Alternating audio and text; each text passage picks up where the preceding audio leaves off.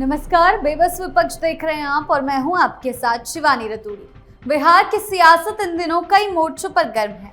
एक तरफ राज्यसभा चुनाव को लेकर जोड़ तोड़ की राजनीति तेज हो गई है, तो दूसरी तरफ विपक्षी खेमे के अंदर ही एकजुटता पर सवाल उठने लगे हैं। संख्या बल जुटाने की कोशिश में लगे विपक्ष के सामने सबसे बड़ी चुनौती यही है कि क्या उनके अपने विधायक ही पूरी तरह साथ खड़े रहेंगे या नहीं।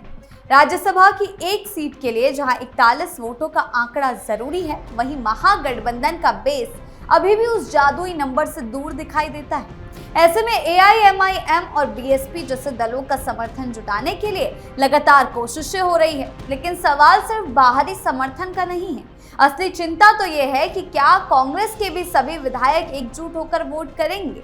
अभी राज्यसभा चुनाव को लेकर माहौल में गर्मी साफ तौर पर देखने को मिल रही है। वहीं दूसरी तरफ नीतीश कुमार भी अपनी समृद्धि यात्रा से हुंकार भर रहे हैं, जिसके बाद बवाल मचता दिखाई दे रहा है। तो क्या कुछ चल रहा है, उस पर बात करेंगे, लेकिन उससे पहले एक नजर डालते हैं बिहार की टॉप हेडलाइंस पर। बिहार राज्यसभा चुनाव विपक्ष के लिए चुनौती बड़ी। तेजस्वी यादव की कमान में महागठबंधन की एकजुटता पर सवाल। नीतीश कुमार की समृद्धि यात्रा विकास पर फोकस, विपक्ष तेजस्वी यादव पर साधा निशाना। निशांत कुमार की जेडीयू में एंट्री के बाद से गरमाई सियासत, सीएम की विरासत और राजनीति में वंशवाद पर उठे सवाल।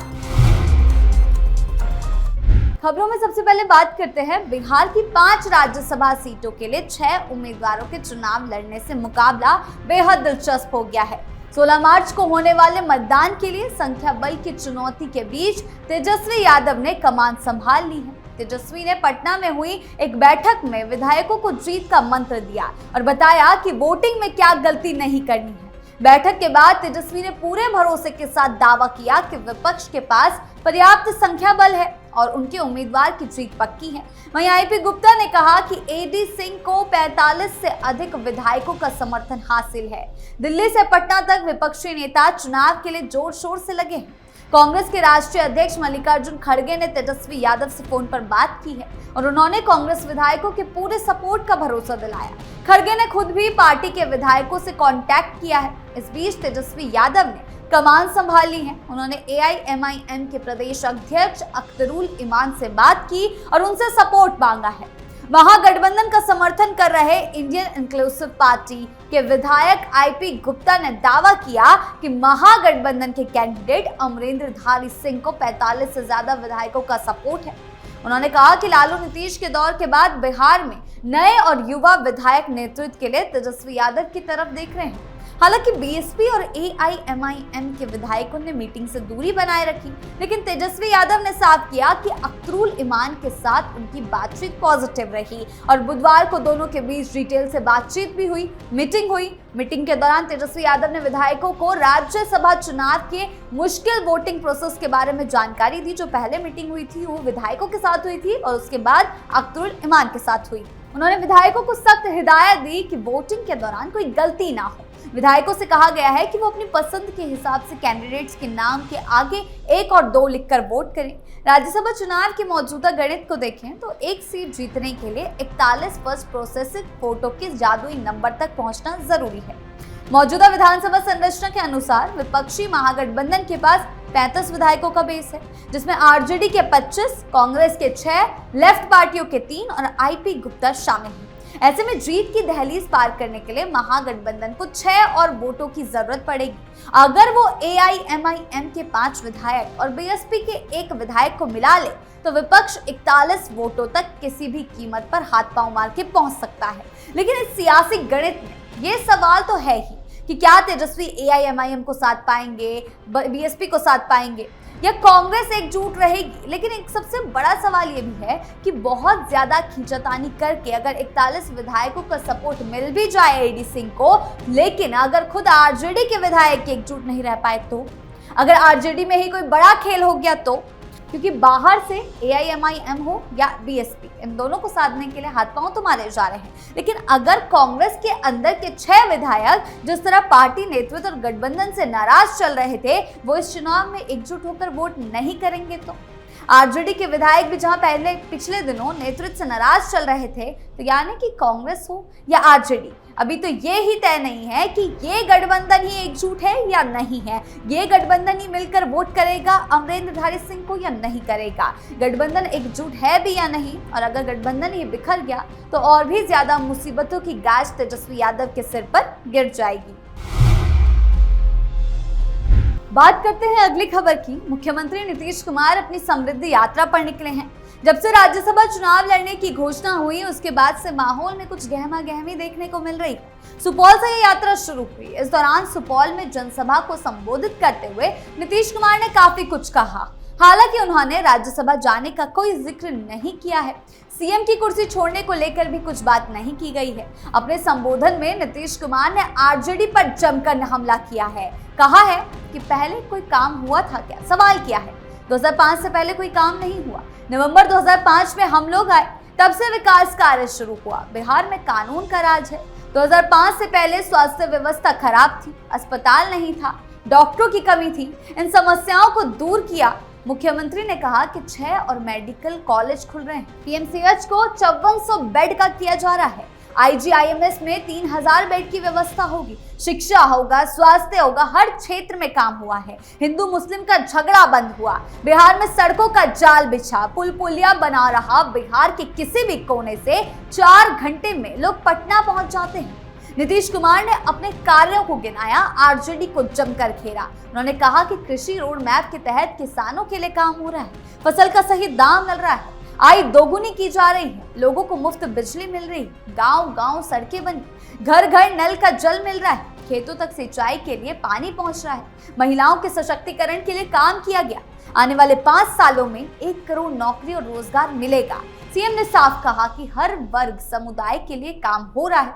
जहां तेजस्वी यादव ये सोच रहे थे कि अब जेडीयू का जनाधार खत्म हो जाएगा, वो सिमट कर रह जाएगी, टूट जाएगी, वहीं नीतीश कुमार ने अपनी इस यात्रा से उनकी बोलती बंद कर दी है। क्योंकि एक तरफ नीतीश कुमार के हालात और उनकी मानसिक स्वास्थ्य को लेकर कई सवाल उठाए जा रहे थे विपक्षियों द्वारा। उनकी मानसिक रूप से कमजोर बताया जा रहा था उनको, तो वही तेजस्वी घर में बैठे हुए हैं और यहाँ नीतीश कुमार जगह जगह जाकर यात्रा कर रहे हैं। नीतीश राज्यसभा में एंट्री लेने से पहले भी अपने वादों को पूरा करने की बात कह रहे हैं। दूसरी ओर तेजस्वी यादव अभी आराम कर रहे हैं। बुधवार को वो अररिया पहुंचे नीतीश कुमार। इस दौरान सीएम नीतीश कुमार ने अररिया जिले को भी बड़ी विकास योजनाओं की सौगात दी।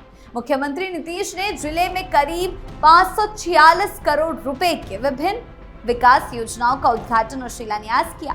इस मौके पर उन्होंने कहा कि राज्य सरकार का लक्ष्य बिहार के हर जिले और गांव तक विकास की योजनाओं को पहुंचाना है, ताकि लोगों के जीवन स्तर में सुधार हो सके। तो इन सभी सौगातों से भी एक बात साफ हो जाती है कि उनका बिहार के प्रति, उसके विकास के प्रति ध्यान अभी भी दिखाई दे रहा है, चाहे वो राज्यसभा ही क्यों न चले जाए। बागडोर अभी उनके हाथों में ही है और आगे चलकर भी उनके नेतृत्व के अंदर काम किया जाएगा।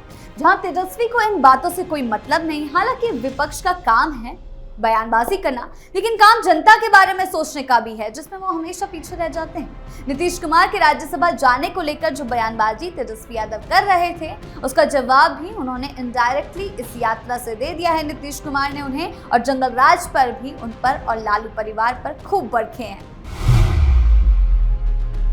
बात करते हैं अगली खबर की। मुख्यमंत्री नीतीश कुमार के बेटे निशांत कुमार 8 मार्च को जेडीयू में शामिल हुए। इसके बाद पहली बार बुधवार को निशांत कुमार ऑफिस पहुंचे। इस दौरान कार्यकर्ताओं ने उनका स्वागत किया। साथ ही सीएम नीतीश जिंदाबाद और निशांत कुमार जिंदाबाद के जमकर नारे लगे। इस दौरान निशांत कुमार के साथ मंत्री सुनील कुमार भी मौजूद रहे। जेडीयू ऑफिस पहुंचने पर निशांत कुमार ने कार्यकर्ताओं के साथ बैठक की, कार्यकर्ताओं से बातचीत की। इसके साथ ही मीडिया के सामने कहा, हर बुधवार को पार्टी कार्यकाल में जनता दरबार लगता है। इसी को लेकर मैं पार्टी ऑफिस पहुंचा था। हमने यहाँ के लोगों की समस्याएं सुनी। यानी कि निशांत कुमार एक्टिव हो गए हैं, इससे तेजस्वी की मुश्किलें बढ़ सकती है। निशांत के जेडीयू ऑफिस पहुंचने को लेकर कार्यकर्ताओं की भारी भीड़ जुटी। निशांत के साथ जेडीयू ऑफिस पहुंचे सुनील कुमार ने कहा, निशांत जेडीयू ऑफिस पहुंचे, कार्यकर्ताओं से बातचीत हो रही है। जेडीयू के कार्यकर्ता निशांत को सीएम बनाने की मांग कर रहे हैं। इस पर सुनील कुमार ने कहा, ये तो स्वाभाविक है। इस बीच प्रशांत किशोर ने कहा कि जनता दल यूनाइटेड निशांत कुमार के पिता की पार्टी है। ऐसे में अगर वो राजनीति की शुरुआत कर रहे हैं तो हमारी ओर से उन्हें शुभकामनाएं हैं। लेकिन प्रशांत किशोर का बयान जो हमेशा ही सुर्खियों में रहता है, राजनीति में आने का फैसला उनका व्यक्तिगत निर्णय है, ऐसा उनका कहना है। राजनीति में उनका स्वागत करते हैं। जनसुराज के संस्थापक ने कहा कि नीतीश कुमार जीवन भर वंशवाद के खिलाफ बोलते रहे, लेकिन आज उनका अपना बेटा उनकी पार्टी को ज्वाइन कर गया। हालांकि जेडीयू साफ कर चुकी है कि नीतीश के राज्यसभा जाने के बाद कोई पार्टी संभाल सकता था तो वो सिर्फ और सिर्फ निशांत है। इस मामले में प्रशांत किशोर ने कई तरीके के तंज कसे। उन्होंने कहा इससे हमें दिक्कत नहीं, लेकिन बिहार के लोगों को भी सोचना चाहिए कि जब नेताओं के अपने बेटे के राज सिंहासन की चिंता रहती है तो आप क्यों नहीं अपने बच्चों की चिंता करते। निशांत अपने पिता की पार्टी में शामिल हुए, उनको शुभकामनाएं। नीतीश जी तो जीवन भर वंशवाद के खिलाफ बोलते रहे, लेकिन खुद ही उस रास्ते पर चल पड़े हैं। यह आपके, हमारे और बिहार के हर परिवार के लिए सोचने का समय है कि कोई भी नेता सफल हो या असफल हो, स्वस्थ हो या अस्वस्थ हो, युवा हो, बुजुर्ग हो, अपने बेटे के लिए राज सिंहासन की चिंता जरूर करता है। प्रशांत किशोर बयानबाजियों के दौर में उलझे हुए हैं, उससे बाहर नहीं आना चाहते और ये साफ दिखाई देता है। उनका जिस तरह से चुनाव के दौरान पूरा खेल खराब हुआ, 0 सन्नाटा हो गए, वो ये दिखाता है कि अभी भी उनका ध्यान अपने ऊपर नहीं है, इर्द गिर्द है और वहीं पर सिमट कर रह गया है। और आगे चलकर वो कौन सी रणनीति अपनाएंगे, कौन सी राह चुनेंगे, ये देखना दिलचस्प रहेगा। बिहार के सियासत में राज्यसभा चुनाव की गहमा गहमी बढ़ती जा रही है। विपक्ष हर मोर्चे पर अपने गठबंधन को मजबूत करने और बाहरी समर्थन जुटाने की कोशिश में है, लेकिन अंदर से उठ रही असंतोष की लहरें उनके लिए बड़ी चुनौती बन गई है। इस बीच सत्ता पक्ष शांति और विकास की अपनी छवि को बनाए रखते हुए मैदान में एक्टिव है, यानी कि बिहार की सियासत एक नए मोड़ पर है। बिहार की राजनीति में इस खेल का असली रोमांच अभी बाकी है। तो फिलहाल विपक्ष में इतना ही। आपकी इस बारे में क्या राय है, हमें कमेंट सेक्शन में जरूर बताएं। धन्यवाद।